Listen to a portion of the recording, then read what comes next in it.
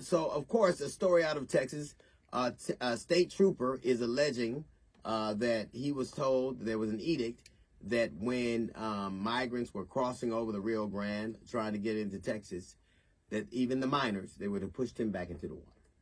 Now, it would seem to me that that is such a horrendous allegation, and it comes from the governor, allegedly.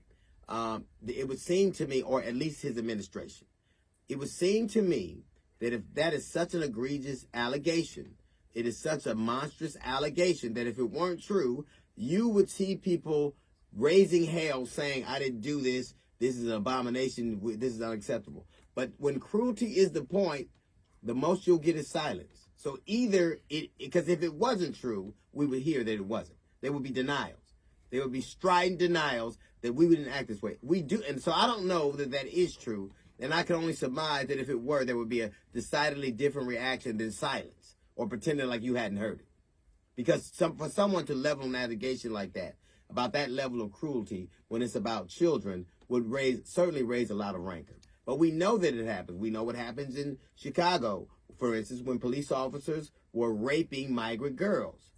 There's an abject silence that goes along with that. Now, I don't know in those particular circles. I do know that we saw the Border Patrol putting concertina wire on buoys. Now, you know, that's razor wire.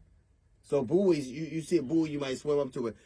So if you're swimming in the river, you see a buoy floating along, and it has razor wire on it, that's to tell you not to grab that buoy, which could probably lead to some people drowning, right? So cruelty is the point. Cruelty is the point. Now, it's interesting how much and how hard you will try to keep migrant children out, but not the children alive there. We haven't heard anything about Uvalde.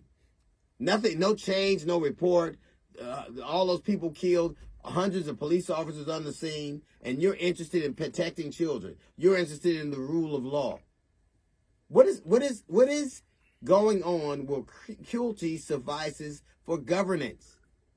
Like, what is that supposed to do? What is it supposed to say? There was an article, and I don't put much stock in these things because I think that they have these biases, but they talked about all the places where it's tough to live. Generally, and I said this yesterday, where business like the places that you live, that's because that atmosphere is conducive for business. Generally, what's conducive for business is not that great for the people living there. It means that the government or the municipality is going to let those people have a lot of leeway to do whatever they want under the auspices of campaign contributions or even money for the people. Even jobs for the people. You know, it's going to be good for us because we'll let them do all this and they'll give us 500 jobs and it'll even out.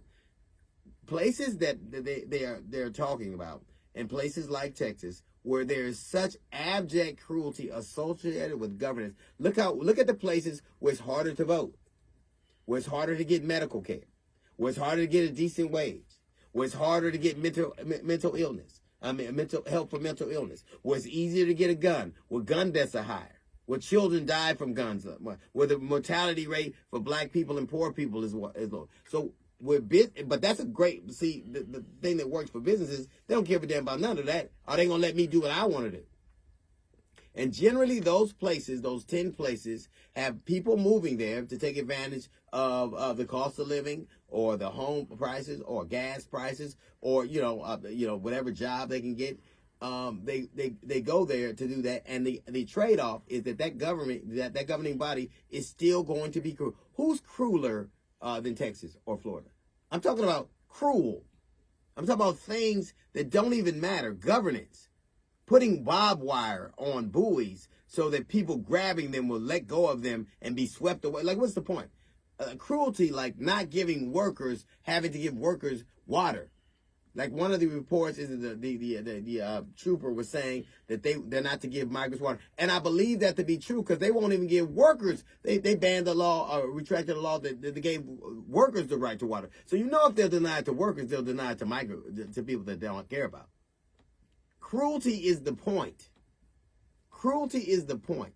And if I defy you to tell me that's not about governance. That's about satisfying people who vote for these people, and maybe they don't get what they want. Maybe inflation's too high. Maybe all those things are going on. But at least I'm cruel to people.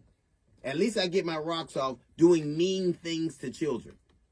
It's not hard to believe that the children of the grandparents of the children of the grandparents and parents who once threw rocks at black kids, you know, for moving into their neighborhoods, or people had to have armed guards watch black kids when they went to school, or there were all this upheaval about people moving into neighborhoods and all you know, race mixing and busing and all that kind of stuff. It makes sense that their descendants would be people who would put barbed wire on boys and deny children water when they're crossing over. Cruelty is the point. When governance and proper legislation and helpful law that is in place to help and make people's lives better, when that doesn't work, be cruel to brown people. Be cruel to black people. Just be abjectly cruel and see how silent people are and how much they approve of it. That's a little note from the GED section. We got the Jazz Report coming up in 15 minutes. It's the D.L. Hughley Show.